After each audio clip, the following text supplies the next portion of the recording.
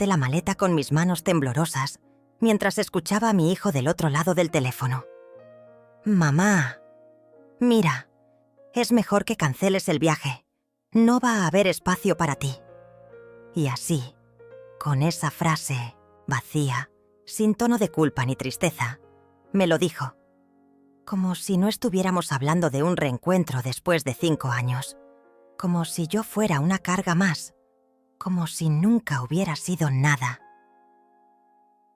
Respiré profundo. Sentí que todo el aire que había guardado para abrazarlo se me escapaba por los ojos, convertidos ahora en lágrimas mudas. No dije que me dolía. No le rogué. Solo colgué y me quedé ahí, de pie en la sala, con la maleta lista, los ojos empañados y una pregunta ardiendo dentro. ¿Cómo llegamos hasta aquí, Ernesto? ¿En qué momento dejaste de quererme? Todo empezó con amor, con un amor que me desbordaba el pecho. Mi nombre es Matilde Flores. Y esta es la historia de cómo crié a un hijo con el alma. Y un día él me cambió por la apariencia, el dinero y la vergüenza. No vengo de una familia rica, al contrario. Crecí en un barrio donde las paredes se pintaban con lo que sobraba de otras casas y donde el pan se compartía como si fuera oro.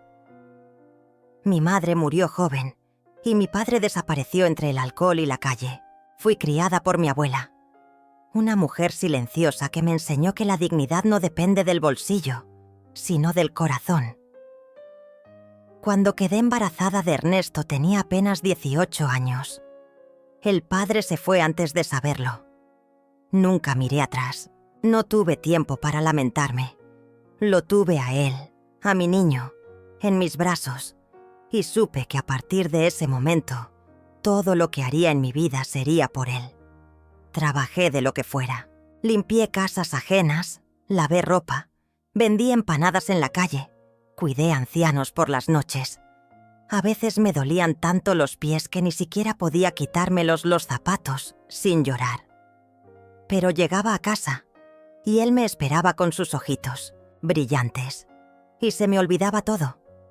Ernesto fue un niño inteligente, despierto, observador. Siempre tuvo una mirada aguda, como si viera más allá. Desde pequeño le gustaban los trajes, las corbatas, los relojes de pulsera.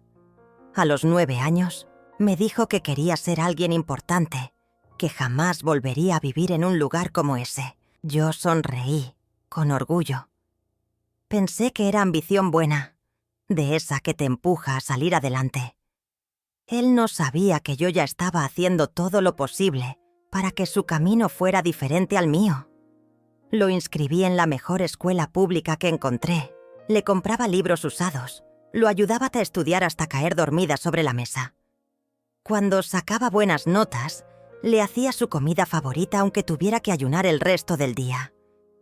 Y él creció, rápido, demasiado rápido. Empezó a querer más cosas. Zapatos de marca, teléfonos caros, amigos de apellido. Yo trataba de seguirle el ritmo, aunque cada vez me quedaba más atrás. Recuerdo que cuando cumplió 17, me pidió que no fuera a su ceremonia de premiación en el colegio. «Es que no quiero que te sientas incómoda, mamá.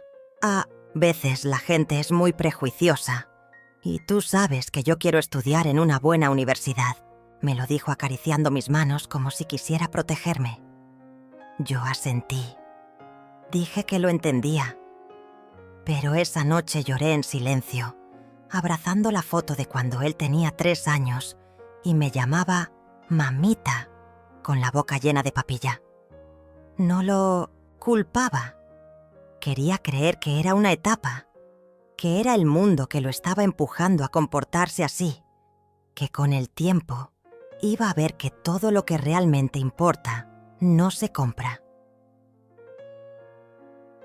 Cuando se mudó a otra ciudad para trabajar en una empresa importante, lo ayudé a empacar. Vendí unos aretes antiguos que me había regalado mi abuela para poder comprarle un traje decente para sus entrevistas. «Gracias, mamá. Prometo que te voy a hacer sentir orgullosa». Y lo hizo. al menos durante un tiempo. Las llamadas empezaron a espaciarse. Los mensajes tardaban horas en llegar. A veces me dejaba en visto. Otras veces decía que estaba ocupado. Pero yo seguía ahí, enviándole bendiciones por mensaje cada mañana, comentando todas sus publicaciones con corazones y palabras dulces, viendo cada foto suya con su nueva vida, su nueva casa, sus nuevos amigos y finalmente su nueva esposa, Yolanda Tierra. Desde que la conocí en una videollamada, supe que no me quería. No hacía falta que lo dijera. Tenía esa mirada que te desnuda, te mide, te clasifica. Venía de una familia adinerada, de esas que no saludan al portero, de esas que jamás lavaron un plato. Intenté ser amable. Le mandé un regalito cuando se casaron, aunque no me invitaron. Le escribí en su cumpleaños. Nunca respondió. Ernesto cambió aún más desde que se casó con ella. Su tono era frío, mecánico, como si estuviera hablando con una empleada. Pero yo insistía, porque era mi hijo, porque todavía recordaba sus piecitos descalzos corriendo por el patio. Le pedí muchas veces poder visitarlo, conocer su casa, ver cómo vivía. Siempre decía lo mismo.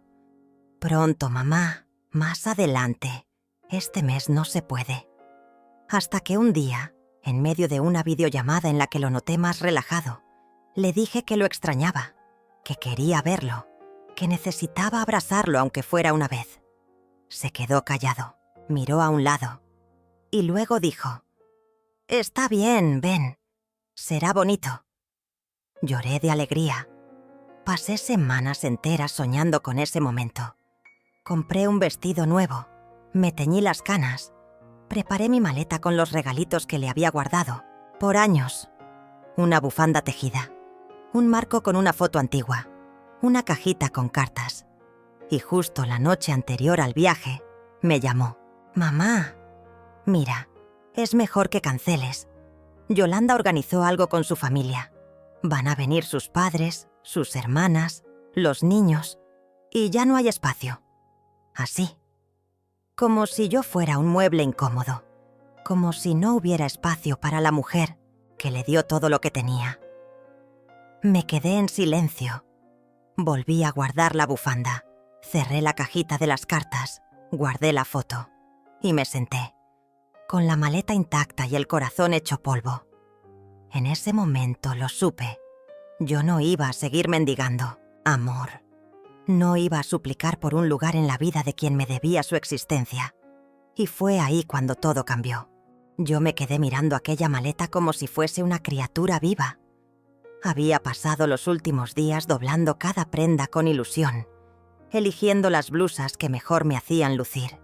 Y hasta compré una crema nueva para el rostro, de esas que prometen borrar los años. Me sentía como una niña que por fin iba a cumplir un sueño largamente postergado. ¿Cómo llegamos hasta aquí? ¿Cómo fue que pasé de ser la mujer que lo dio todo a convertirme en un estorbo silencioso en la vida de mi propio hijo? Mi historia con Ernesto no empezó con lujos ni con promesas grandes. Fue un embarazo difícil, sola desde el principio, con una barriga que crecía al ritmo de mis miedos.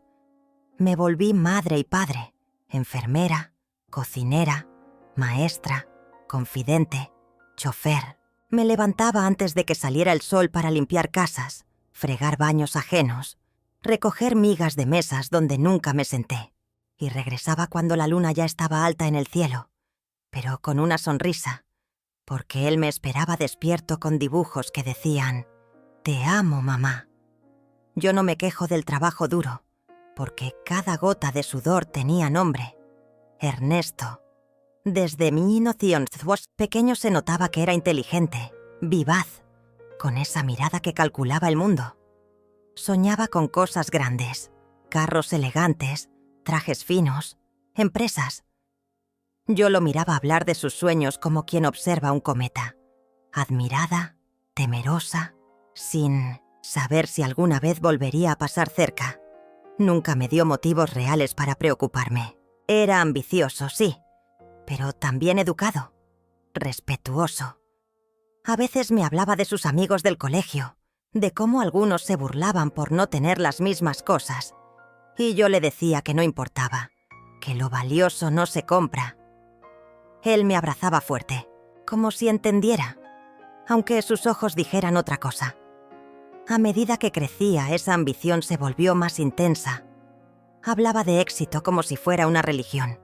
Y yo lo alentaba, claro que sí. ¿Cómo no hacerlo? Yo quería verlo volar, ir más allá de lo que yo logré. Lo ayudé a pagar la universidad trabajando el doble, aceptando trabajos que muchas veces me avergonzaban. Pero nunca se lo dije. Nunca le dije que lloraba de cansancio en el bus, ni que llegué a desmayarme por hambre. Él debía estudiar, formarse, crecer sin mirar atrás. Cuando se graduó, fue uno de los días más felices de mi vida. Lo miraba con toga y birrete, y veía no solo a mi hijo, sino a todo mi esfuerzo hecho carne. Me abrazó ese día y me dijo que todo era gracias a mí.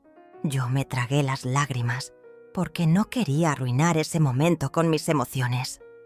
Luego vino la gran decisión: mudarse a otra ciudad. Una oferta de trabajo prometedora, un futuro brillante. Me lo contó con emoción, y yo asentí sin pensar, aunque por dentro sentí que algo se desgarraba. «Te apoyo, mi amor», le dije. «Ve y conquista el mundo». No quise que supiera que, al cerrar la puerta, me derrumbé en la cocina, abrazando su taza de café como si aún estuviera allí. Al principio me llamaba cada semana. Me contaba cosas del trabajo, de la ciudad, de los proyectos. Luego las llamadas se hicieron más cortas. Después, más distantes. Un día me enteré por una foto en redes sociales que se había comprometido. Sonreía junto a una mujer elegante, de rostro frío y mirada calculadora. Su nombre era Yolanda. Yolanda Tierra. No. La conocía, claro, pero algo en esa foto me inquietó. No solo porque no me lo contó él, sino porque había algo en la forma en que ella lo abrazaba, como si lo apretara para que no se escapara. Traté de no hacer suposiciones. Le escribí para felicitarlo y me respondió un escueto: «Gracias, mamá». A partir de ahí, todo fue en descenso. Yo era quien escribía, yo era quien llamaba. A veces, ni siquiera me contestaba. Me decía que estaba ocupado, que después me llamaba. Ese después nunca llegaba. Me convertí en una espectadora silenciosa de su vida. Las redes sociales eran mi única ventana a él. Veía fotos de viajes, cenas elegantes, reuniones con gentes que hablaba otro idioma emocional. Me aferraba a la esperanza de que era una etapa, que estaba ocupado construyendo su mundo, que ya vendría a visitarme, que me invitaría. Me aferraba a las frases que él decía cuando era niño. «Nunca voy a dejarte sola, mamá». ¿Cómo se rompen esas promesas tan inocentes? Pasaron 5 años. 5. No una carta. No un paquete. Solo fotos digitales como si yo no existiera fuera de la pantalla. Entonces, un día, me armé de valor. Lo llamé. Me temblaban las manos. Lloré antes de marcar. Cuando escuché su voz, me quebré. «Hijo, por favor, quiero verte. Solo unos días. Quiero conocer tu casa, a tu esposa. Solo quiero abrazarte». Hubo un silencio largo. Luego me dijo que sí, que podía ir, que me mandaría los boletos. Salté de alegría. Dormí abrazada a la maleta. Pasé la semana limpiando mis zapatos, planchando mi ropa, ensayando frente al espejo cómo saludaría a Yolanda. Hasta me compré un regalo para ella, aunque no la conocía. Quería caerle bien. Quería que supiera que yo no era una carga. Pero el día anterior al viaje, sonó el teléfono. Era Ernesto. Su voz era otra. «Mamá, al final mejor no vengas. La familia de Yolanda vendrá ese fin de semana. No hay espacio para ti. No hay espacio para ti. Esas palabras me hicieron más daño que 1000 cuchillos. No supe qué decir. No lloré. No grité. Solo colgué. Me senté en la cama y abracé la maleta. La misma maleta que había empacado con ilusión. Cerré los ojos y lo vi de niño, abrazándome con dibujos. Te amo, mamá. Desempacar fue un acto de duelo. Como cuando uno entierra algo querido, cada prenda de ropa regresaba al closet como un cadáver emocional. Me encerré en la casa. No comí. No respondí mensajes. Apagué el celular. Y entonces me vi al espejo. Era una mujer cansada, con el corazón roto, pero con una chispa de dignidad aún viva. Borré mis redes sociales, vendí mi televisión, mis muebles, mi casa. Cambié el número de teléfono. Me despedí de todo sin despedirme de nadie. Me fui. Me mudé a un lugar que siempre soñé, cerca del mar, donde nadie supiera mi nombre. No le avisé a Ernesto. No le dije adiós. No era necesario, porque por primera vez en mi vida elegí pensar en mí. Yo creía que con la distancia iba a doler menos. Pensaba que en ese rincón nuevo, con el mar cerca y la brisa salada entrando por las ventanas, los recuerdos de Ernesto se irían desvaneciendo como el vapor del café. Pero no fue así. El dolor cambió de forma, eso sí. Ya no era una punzada aguda. Era una especie de silencio espeso. Una melancolía que me acompañaba a todos lados como una sombra callada. Había días en los que amanecía fuerte, dispuesta a no pensar en él. Me levantaba temprano, salía a caminar por la orilla, compraba flores para poner en el centro de la mesa, cocinaba solo para mí con cariño. Descubrí que tenía gustos que había olvidado. Me gustaba el olor del romero, el pan tostado con mantequilla, las novelas policiales. Me fui reconstruyendo de a poco, como si tejiera una nueva piel sobre las cicatrices. Pero había otros días en los que no podía evitar abrir la caja de los recuerdos. Me quedaba horas mirando aquella única foto enmarcada de Ernesto cuando tenía 10 años, en su primer día de escuela con una mochila que le quedaba enorme, y me preguntaba, ¿en qué momento se rompió todo? ¿Cuándo dejé de ser necesaria, de ser parte de su vida? Una tarde recibí una carta. Sí, una carta. Ya nadie escribe cartas, pero esa llegó con mi nombre escrito con letra elegante. Al abrirla, sentí un escalofrío. Era de Noelia, una vecina del barrio donde vivía antes, casi una hermana para mí. Me contaba que había visto a Ernesto en una revista empresarial. Habían hecho un reportaje sobre su empresa y lo mostraban como un joven visionario que construyó su imperio desde cero. Desde cero. Como si yo no hubiese existido. Como si él no hubiese tenido una madre que lo sostuvo con las uñas para que él pudiera volar. Esa noche no dormí. Me senté frente al mar, con la carta en la mano, y dejé que el viento me azotara el rostro. Me sentí invisible, borrada de la historia, y por primera vez tuve un pensamiento oscuro. Tal vez Ernesto estaba avergonzado de mí. Tal vez mi pasado de limpiadora, de mujer simple y sin títulos, era una mancha en su vida perfecta. Ese pensamiento me partió el alma. Los días siguientes me sumí en una especie de mutismo emocional. Iba al mercado, saludaba con cortesía, pero no hablaba más de lo necesario.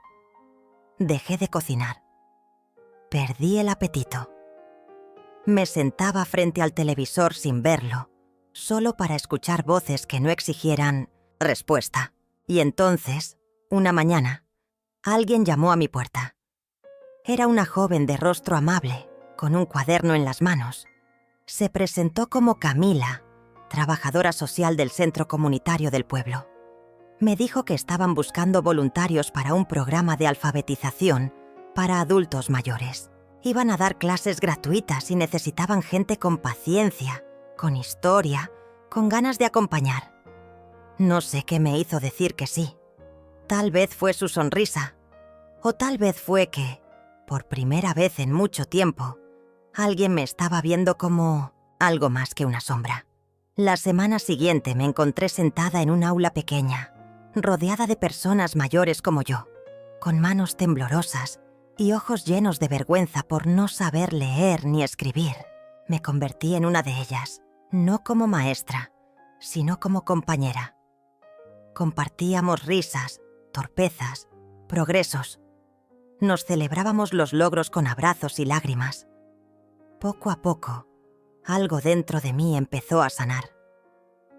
Me hice amiga de Doña Blanca, una mujer viuda que me recordaba a mi madre, y también de Don Teodoro, que a pesar de sus 90 años, tenía una memoria prodigiosa y un sentido del humor que nos hacía llorar de la risa. Con ellos descubrí una nueva familia, una tribu silenciosa que se sostenía con miradas cómplices y palabras sencillas. Una tarde, mientras escribíamos nuestras primeras frases completas, me pidieron que contara algo de mi vida. Dudé. No sabía si quería abrir esa caja, pero lo hice. Les conté de Ernesto, de cómo lo crié sola, de cómo se había ido y nunca más volvió. Cuando terminé, el aula estaba en silencio, no de incomodidad, sino de respeto. Y luego Doña Blanca se acercó, me tomó la mano y dijo: «Tú no perdiste un hijo, querida. Él se perdió a ti». Esas palabras me abrazaron el alma. Lloré como hacía años no lo hacía. Sentí que algo se rompía dentro de mí, pero no de dolor, sino de liberación. Esa noche escribí por primera vez en un cuaderno nuevo: «Yo soy más que el abandono. Yo soy una mujer que resistió». Desde entonces, empecé a escribir pequeños textos, historias cortas, recuerdos, poemas torpes, no con la intención de publicarlos, sino de sacar todo lo que me ahogaba. Camila los leyó un día y me animó a compartirlos en el club de lectura del centro. Me negué, claro, pero ella insistió, y una semana después me vi sentada frente a una docena de personas, leyendo en voz alta mi primer texto: La madre del hombre invisible.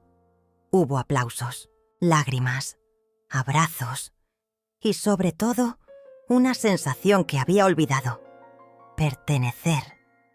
Me invitaron a escribir más, a contar más. Empecé a llevar mis cuadernos a la playa, al café del puerto, al parque. Cada lugar se convirtió en un refugio de palabras. Me hice conocida como la señora de las historias. Me saludaban con cariño, me ofrecían café. A veces, alguien se sentaba a contarme su vida y me decía: ¿no quieres escribir esto también? Así nació una nueva versión de mí. Matilde, la escritora. Matilde, la mujer que se reconstruyó sin necesidad de permiso. Matilde, la madre, que decidió que su valor no dependía de un hijo ausente. Pero como todo en la vida, el pasado no se queda quieto. Un día, después de una presentación pequeña en la biblioteca local, se me acercó una joven alta, de cabello rizado y ojos oscuros. Llevaba una carpeta en la mano. Me dijo que era periodista, que había leído mis textos y que quería hacerme una entrevista. Me reí. ¿Una entrevista a mí? ¿Por qué? Ella me respondió con una sonrisa sincera: porque usted es un ejemplo de resiliencia, de fuerza, de dignidad. Acordamos encontrarnos una semana después. Ella vino a mi casa con una grabadora, una libreta y una mirada atenta. Me hizo preguntas dulces, sin presionar. Le conté mi historia, sin rencores, sin dramatismos. Solo con verdad. Hablamos por horas. Antes de irse me dijo: hay muchas mujeres allá afuera que necesitan escucharla. Usted no tiene idea de lo que su historia puede hacer por otras. Y fue entonces cuando lo supe. Todo lo que había vivido, todos los silencios, todas las lágrimas, no habían sido en vano. No eran solo cicatrices, eran caminos, caminos que otras podían seguir para no perderse. Esa noche, abrí una nueva página en mi cuaderno y escribí el título con letras grandes. Yo también merezco ser feliz. No sabía que, al otro lado del país, Ernesto también leería esas palabras, y que por primera vez en años, su mundo perfecto empezaría a resquebrajarse. Cuando colgué aquella llamada, sentí que el silencio se convirtió en un cuchillo que me cortaba por dentro. No grité, no lloré, no dije ni una palabra. Solo guardé el celular en el bolso y me senté en el borde de la cama, mirando la maleta, que había preparado con tanto amor. En su interior estaban mis mejores blusas, una manta tejida a mano y un pequeño álbum de fotos que quería mostrarle a Ernesto y a su esposa, a Yolanda.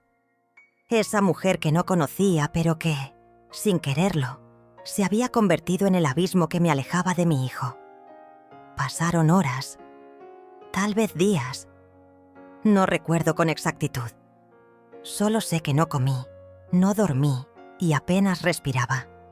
Me movía por la casa como un fantasma, recogiendo cosas que ya no me decían nada. Cada rincón tenía una memoria con Ernesto. El marco torcido en la sala con su primer dibujo, la silla en la que solía trepar para ver por la ventana si yo volvía del trabajo, la estufa donde aprendió a hacer arroz con leche. Todo parecía tan lejano, tan inútil ahora.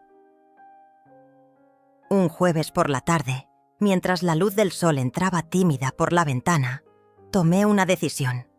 Abrí el ropero, saqué un cuaderno viejo y empecé a escribir. No sabía si era una carta, un diario o un simple desahogo. Solo necesitaba decirle al mundo o a mí misma que aún existía, que aún dolía. Las palabras salieron con rabia, con ternura, con una tristeza que no sabía que llevaba tan dentro. Ernesto, hijo mío, no sé en qué momento te perdí. No sé si fui yo, si fue el tiempo o si fue el dinero. Pero algo nos cambió. Me dolió más tu indiferencia que cualquier otra cosa. Me dolió saber que ahora tu mundo tiene puertas que yo no puedo cruzar. Me dolió esa llamada, pero más me dolió imaginar que ni siquiera lo pensaste 2 veces antes de decirme que no.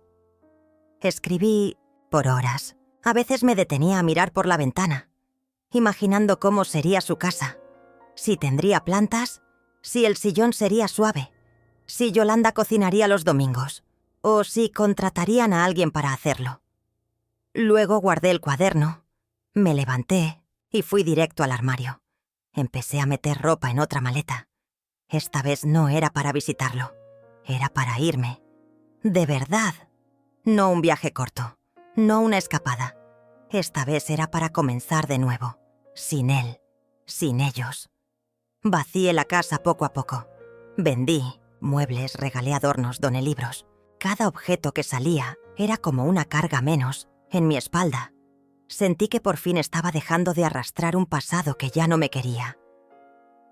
El último día, antes de cerrar la puerta, me quedé parada en el centro de la sala.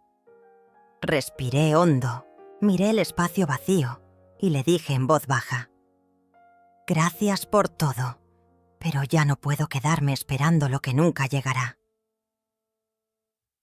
Me mudé a un pueblo al sur, un lugar con aire limpio, calles tranquilas y gente que saludaba sin conocerte. Alquilé una casita con un porche y un jardín pequeño. Planté geranios, compré una mecedora y me inscribí en clases de cerámica. Por primera vez en años, empecé a hacer cosas solo para mí. Nadie me preguntaba por Ernesto, nadie me miraba con lástima. Era libre, pero el vacío seguía ahí.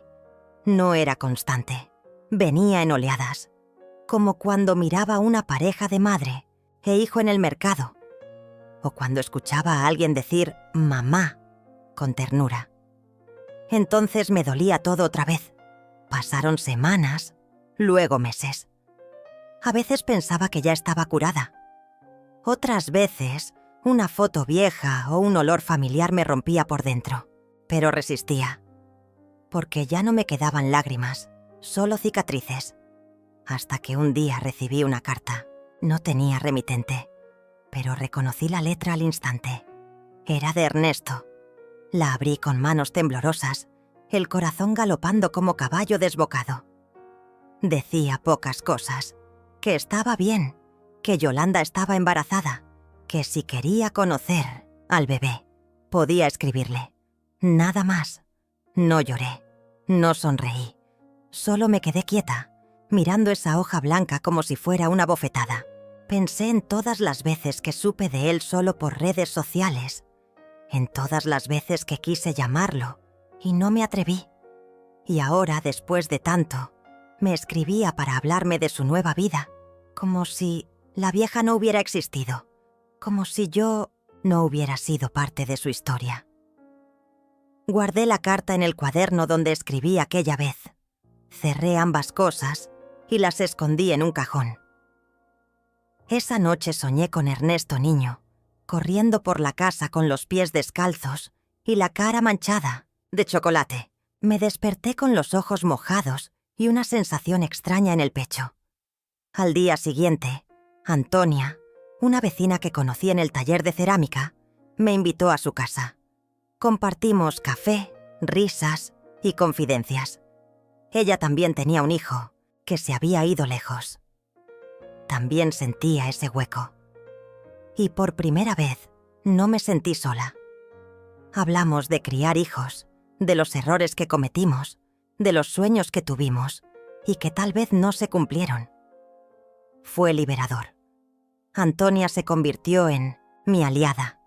Me animó a hacer cosas nuevas, a pintar, a escribir cartas que no enviaría, a bailar bajo la lluvia. Con ella, descubrí que todavía había partes de mí que no estaban rotas, que aún podía volver a empezar, incluso a mi edad. Una tarde, mientras caminábamos por la plaza, me dijo algo que quedó grabado. No podemos obligarlos a amarnos como merecemos, pero podemos amarnos lo suficiente como para no seguir mendigando. Esa frase me acompañó durante días. Me ayudó a poner límites, a borrar números, a cerrar ciclos. Empecé a escribir mi historia. No para publicarla, no para vengarme, solo para entenderla, para honrarla. Cada página era un pedazo de mi alma que volvía a su lugar. Y sin darme cuenta, empecé a sanar. Pero la vida, como siempre, tenía otro giro preparado. Una mañana, al abrir la puerta, encontré una figura familiar frente a mí. Ernesto, solo, sin maletas, sin avisar, con los ojos rojos y la voz quebrada. Dijo mi nombre como si le doliera, como si lo hubiera olvidado durante años y ahora, al recordarlo, se le partiera el corazón. Y ahí supe que esta historia aún no había terminado. Pasaron varias semanas desde mi última conversación con Ernesto. En mi interior aún dolía su tono distante, la frialdad con la que me había hablado, como si yo fuera apenas una mujer más que alguna vez formó parte de su vida. Pero ya no lloraba todos los días. Ya no me quedaba dormida abrazada al celular esperando un mensaje. Empecé a dormir con las ventanas abiertas, dejando que el viento frío de la madrugada me recordara que estaba viva y que podía, sí, volver a empezar. Mi casa, aquella que una vez rebosó de fotografías de Ernesto y dibujos infantiles colgados con cinta en las paredes, ahora parecía un museo del olvido. Guardé muchas cosas en cajas. Algunas las llevé al centro comunitario para donarlas. Otras simplemente las enterré en el fondo del armario. Necesitaba espacio. No solo en la casa, sino en el alma. Fue en una de esas mañanas en que el sol entraba débil por las cortinas que decidí salir a caminar. No al mercado, no a la iglesia, no a la plaza donde sabía que me encontraría con miradas lastimeras. Caminé por calles nuevas. Observé los árboles. Respiré como si fuera la primera vez. No sé cuánto tiempo anduve, pero cuando el viento me golpeó el rostro con fuerza y me despeinó con brutalidad, supe que estaba en el lugar correcto.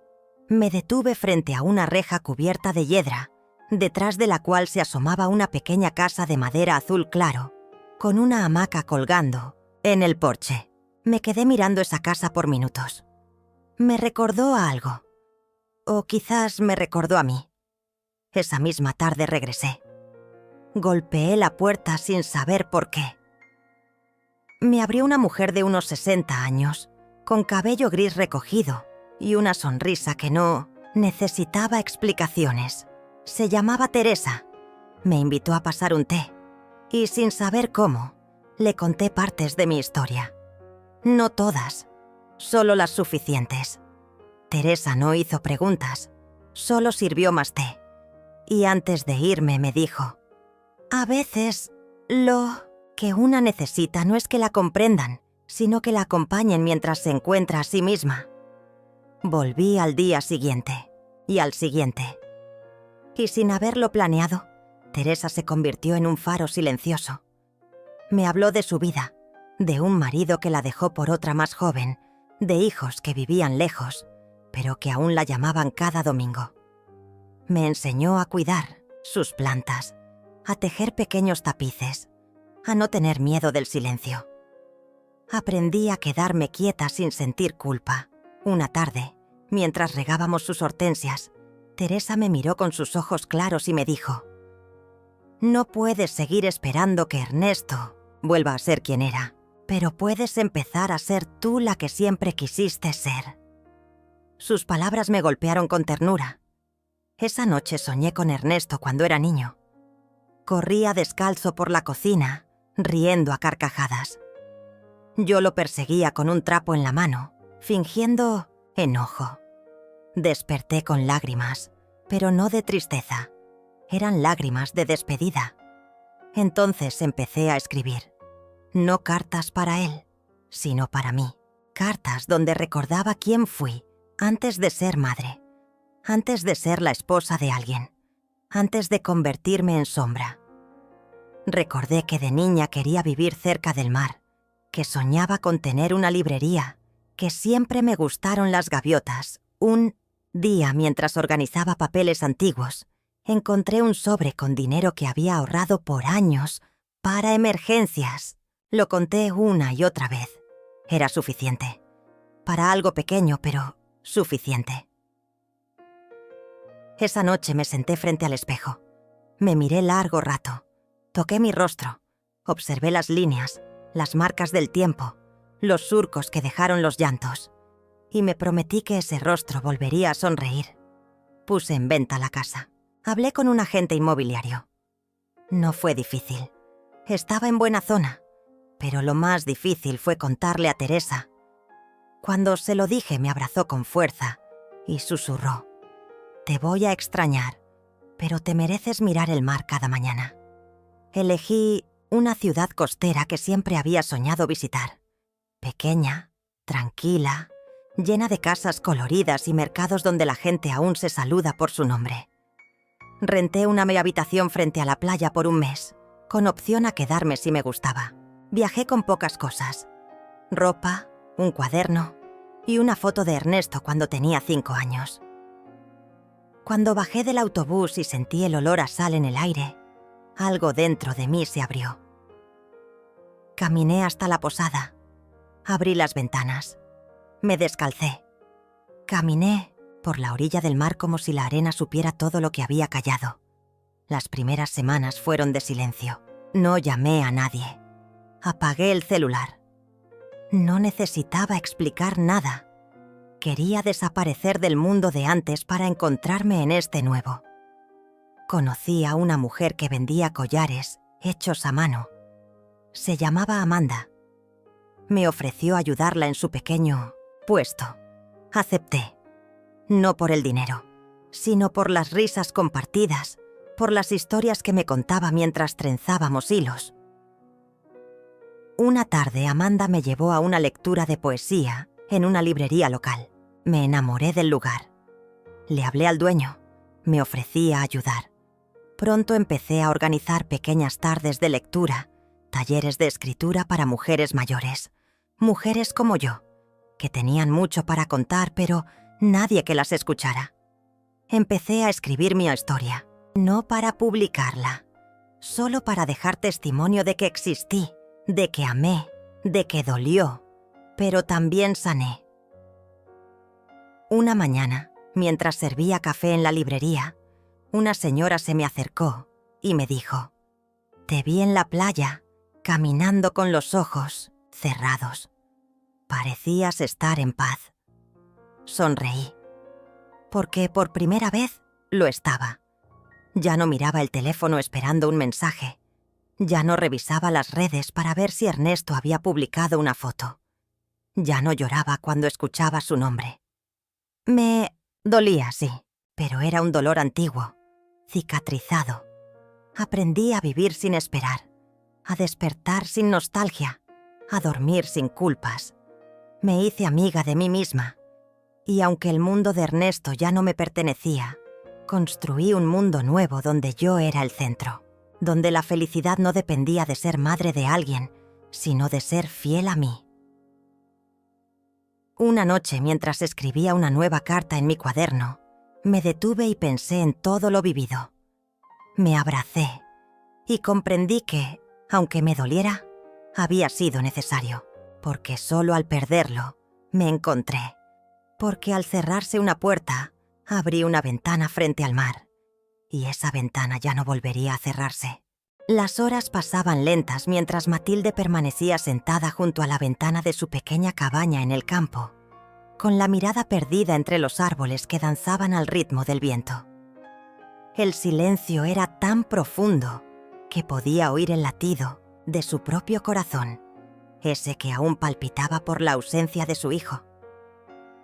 Habían pasado semanas desde que decidió desaparecer de la vida de Ernesto, desde que vendió todo, cambió su número, cerró sus redes sociales y se mudó a ese rincón, olvidado del mundo donde nadie la conocía.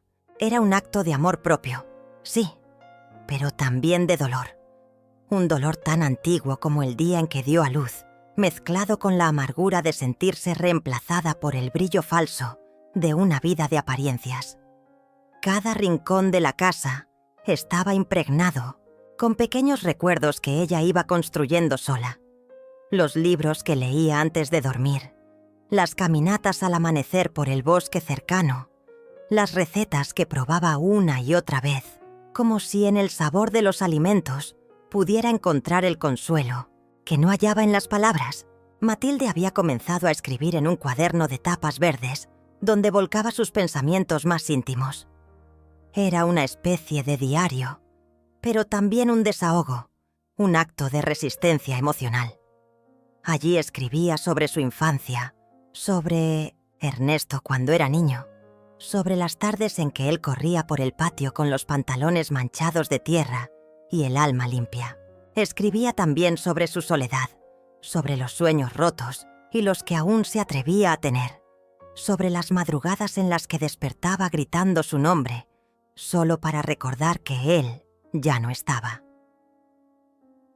Una tarde, mientras regresaba de la feria del pueblo con una bolsa de frutas, Matilde se cruzó con una niña de unos 8 años que lloraba sentada en la vereda.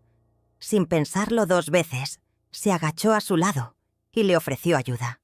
La pequeña, llamada Lía, se había perdido mientras acompañaba a su abuela al mercado. Matilde la calmó. Le limpió el rostro con su pañuelo y la llevó de la mano hasta encontrar a su familia. Desde ese día, Lía comenzó a visitarla. Su inocencia, sus preguntas ingenuas y su manera desinteresada de querer la llenaban de una ternura que creía extinta.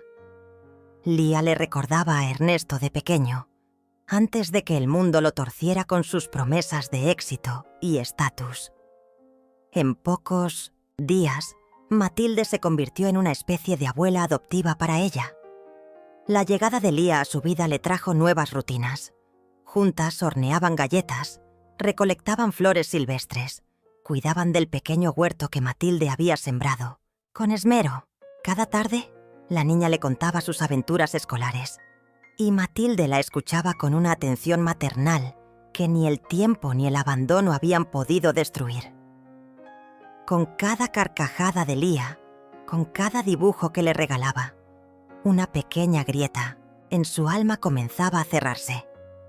Por primera vez en años, Matilde sintió que tal vez aún tenía algo para dar, aún tenía algo que enseñar, aún podía ser parte de la vida de alguien sin mendigar su amor.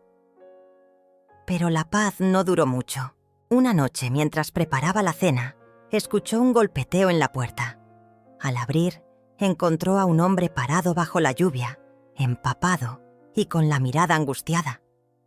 Era Miguel, un viejo amigo de su juventud que había escuchado rumores de que Matilde vivía en aquella zona. Se abrazaron largo rato bajo la lluvia.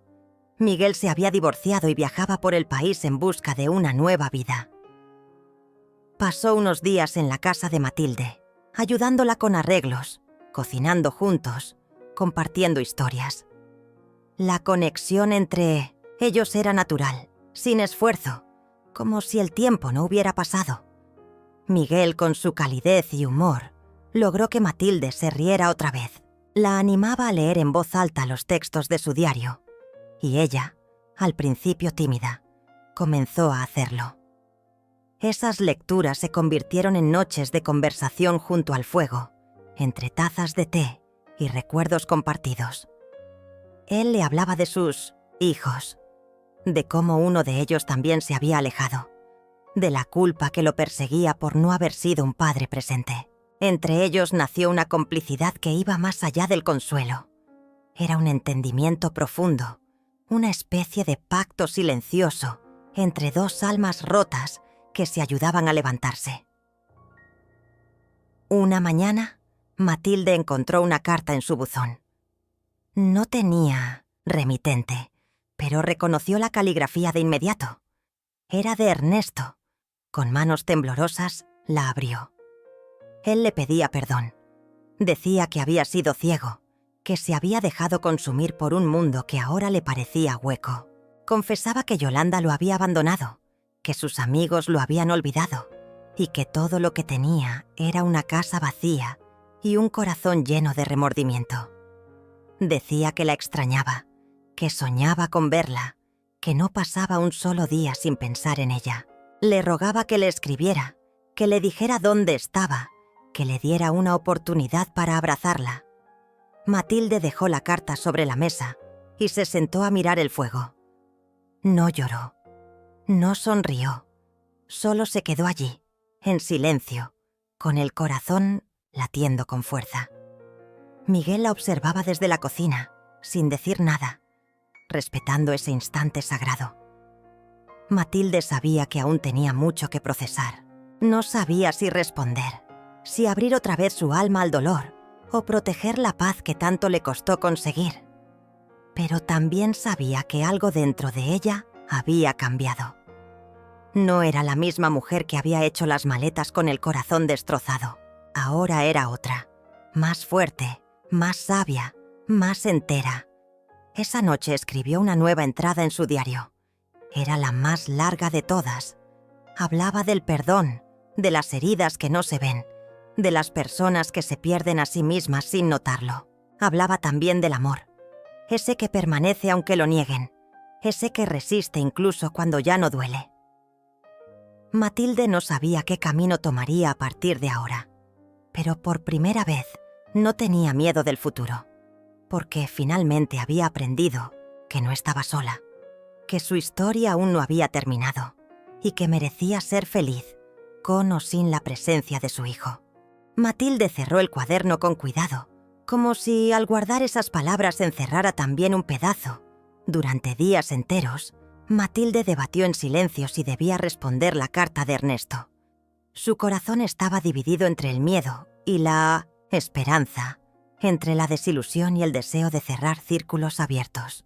Pero cuando la nostalgia y el recuerdo de los viejos tiempos la atrapaban, era imposible no preguntarse si todavía existía un lugar para ellos, más allá del dolor y la distancia. Una mañana, Miguel la despertó con una sonrisa y un café, humeante. Habían pasado semanas desde la llegada del viejo amigo, y poco a poco, la sombra que antes cubría el alma de Matilde comenzaba a desvanecerse. La rutina diaria, las risas compartidas y la complicidad que se había formado les daban fuerzas para enfrentar los fantasmas. «¿Y si le escribes?», le sugirió Miguel con voz suave. «No porque debas volver al pasado, sino para cerrar el ciclo, para sanar de verdad». Matilde lo miró fijamente, con los ojos llenos de dudas y recuerdos.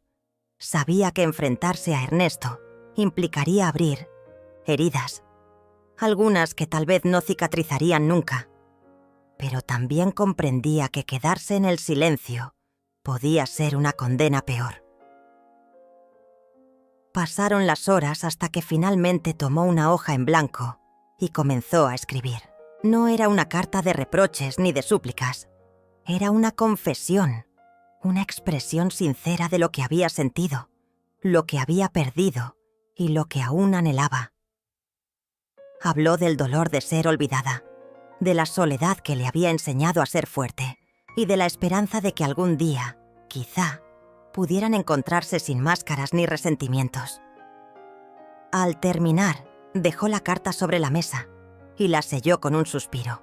Esa misma tarde, Miguel se ofreció a llevarla al pueblo para enviarla. Mientras caminaban juntos por el sendero, Matilde sintió que una pesada carga comenzaba a levantarse de sus hombros. Pero la vida, como siempre, tenía más sorpresas preparadas. Día siguiente, cuando Matilde regresaba de recoger verduras del huerto, encontró un coche oscuro estacionado frente a su cabaña. Su corazón se aceleró. En el asiento del conductor, reconoció una figura que jamás imaginó volver a ver. Yolanda. «Matilde», dijo Yolanda con voz temblorosa, bajando la ventanilla. «Necesito hablar contigo. Por favor, déjame entrar». La sorpresa fue tan grande que Matilde tardó unos segundos en reaccionar. Yolanda, la mujer que nunca antes había pisado ese lugar, estaba allí, empapada por la lluvia reciente y con una expresión que mezclaba miedo, arrepentimiento y urgencia. Sin decir palabra, Matilde abrió la puerta y la invitó a pasar. El silencio entre ellas era denso, lleno de preguntas que ninguna se atrevía a formular. Finalmente, Yolanda rompió el hielo. «Sé que no tienes por qué creerme», comenzó. «Pero he venido porque quiero contar la verdad, no solo para ti, sino para Ernesto y para mí». Matilde la observó con cautela, mientras Yolanda relataba una historia que iba más allá de lo que ella había imaginado. Habló de un Mauricio, el hombre manipulador que había arruinado su vida, que había distorsionado la realidad para separarla de su familia. Confesó que había vivido bajo un yugo de miedo y control, que había perdido su voz y que por eso se había alejado, sin poder luchar contra las mentiras que la rodeaban. «Fui una prisionera», dijo Yolanda con lágrimas en los ojos. «Pero ahora estoy libre y quiero que sepan lo que realmente pasó». Matilde sintió que un torbellino de emociones la atravesaba. Rabia, compasión, incredulidad y un atisbo de esperanza. La presencia de Yolanda allí, en su cabaña, cambiaba el panorama de una manera que jamás había anticipado. Al poco tiempo, Yolanda propuso ir juntas a la ciudad para buscar a Ernesto. Quería que él escuchara su verdad, que comprendiera todo lo que había sucedido. Matilde, aunque aún desconfiada, aceptó. La idea de unir fuerzas para enfrentar a Ernesto y quizá recuperar algo de lo perdido despertaba en ella un fuego que creía apagado. Los días siguientes estuvieron marcados por preparativos, recuerdos y tensiones. Matilde releyó su diario. Repasó cada palabra escrita con la intención de que su voz fuera clara y fuerte cuando se enfrentaran a Ernesto. Yolanda, por su parte, se esforzaba por dejar atrás su pasado oscuro y mostrarse auténtica, sin miedo a ser juzgada. Finalmente llegó el momento de reencontrarse. En una pequeña cafetería donde habían compartido momentos felices en el pasado, Matilde y Yolanda esperaban a Ernesto. El silencio era insoportable. Las miradas se cruzaban con incertidumbre y el aire parecía cargado de electricidad. Cuando Ernesto entró, su rostro reflejaba sorpresa, confusión y una tristeza profunda. Al ver a las dos mujeres frente a él, comprendió que la historia era más compleja de lo que había imaginado. La conversación fue difícil, cargada de verdades dolorosas, confesiones y silencios incómodos. Ernesto escuchó atentamente mientras Yolanda relataba su calvario y Matilde exponía el vacío que había quedado en sus vidas. Al final, no hubo reproches ni rencores, solo una comprensión amarga y la posibilidad de reconstruir algo, aunque fuera desde las cenizas. Pasaron semanas después de ese encuentro. Matilde, Yolanda y Ernesto comenzaron a encontrarse poco a poco, no como la familia perfecta que alguna vez soñaron, sino como seres humanos quebrados que buscaban sanar. La relación no era sencilla, pero había sinceridad y un nuevo respeto que antes faltaba. Una tarde, mientras el sol se escondía tras las montañas, Matilde miró el horizonte desde su ventana y sintió que, por primera vez en mucho tiempo, la tormenta dentro de ella había comenzado a calmarse. Sabía que el camino sería largo y lleno de desafíos, pero también que la vida les había dado una segunda oportunidad, no para olvidar el pasado, sino para construir un futuro distinto. Con esa esperanza, cerró los ojos, respiró profundo y se permitió finalmente soñar. El sol comenzaba a asomarse lentamente en el horizonte, y la luz tenue teñía de tonos cálidos el cielo, como si el día quisiera susurrarme que aún había esperanza, aunque yo no estuviera del todo segura. Desde la ventana de mi habitación, observaba ese amanecer con una mezcla de nostalgia y un anhelo profundo de que algo en mi vida cambiara de verdad. Todo parecía tranquilo, pero en mi interior sentía que estaba al borde de un precipicio. Un abismo invisible lleno de dudas, recuerdos dolorosos y secretos que me habían marcado para siempre. Había recorrido un camino lleno de sombras, heridas, abiertas que nunca terminaron de sanar. La traición más cruel vino de quienes pensé que me protegerían, de mi propia sangre. La distancia que se instaló entre mi hijo y yo, la ausencia constante, las palabras que no se dijeron y las que dolieron demasiado. Me habían dejado en soledad, como si el mundo se hubiera cerrado para mí. Pero esa misma soledad fue la que, paradójicamente, me dio fuerzas para levantarme cada día y no dejar que el dolor me consumiera por completo. Cada recuerdo, cada momento de aquel pasado quebrado, se sentía como un puñal en el pecho.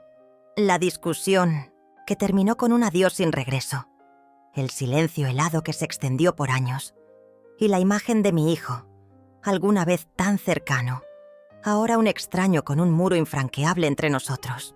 Pero también había destellos, fragmentos de ternura que guardaba con cuidado, como la última sonrisa que vi antes de perderlo, o esas pocas palabras de cariño que todavía resonaban en mi memoria como un eco lejano. Aprendí que la verdadera fortaleza no consiste en esconder el dolor o fingir que no existe, sino en enfrentarlo sin miedo, en dejar que las heridas hablen para poder sanarlas. No se trata de olvidar, sino de soltar el rencor que envenena el alma y que impide avanzar. Cuando recibí aquella carta inesperada, temblé.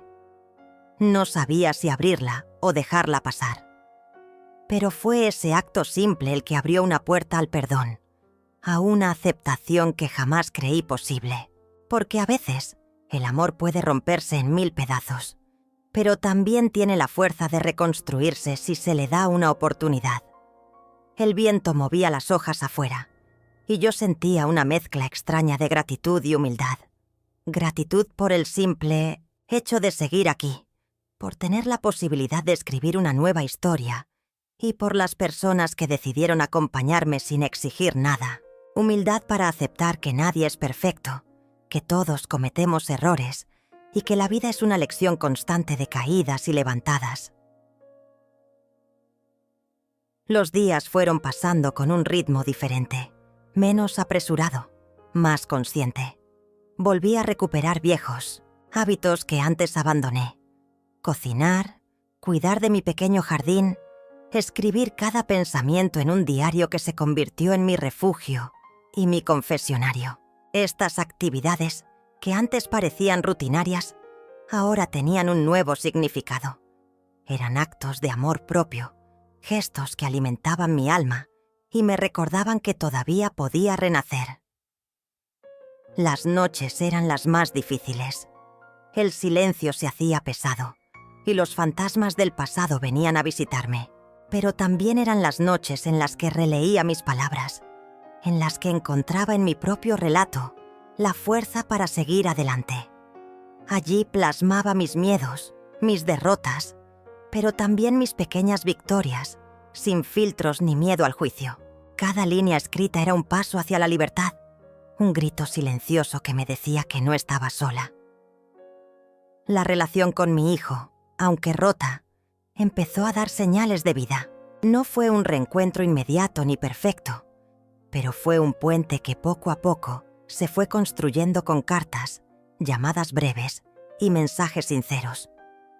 No se trataba de revivir el pasado, sino de construir un presente nuevo, con respeto y verdad.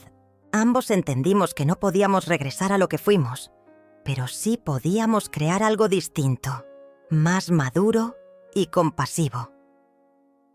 En medio de todo este caos apareció alguien inesperado, un amigo fiel que me sostuvo cuando creí que iba a caer.